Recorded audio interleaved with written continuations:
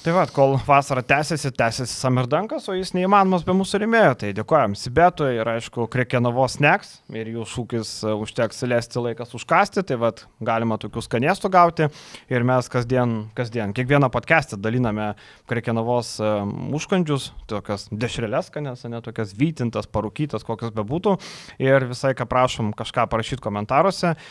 Nežinau, žmonės dalyvauja, parašai, kad laimėjot ir neatsiliepia. Tai jūs patikrinkit savo YouTube ten profilį, pamatysit, kad jūs jums yra atsakyta žinutė ir parašykit ir gausit savo rinkinį, nes keli žmonės niekaip neatsiliepia, negi kitiem reikės atiduoti. Tokio gero daikto neįmanoma. Tikrai, daiktas geras ir vis tiek kažkokias pastangas įdėdi, parašai, žiūrėk, nereikia. Tai...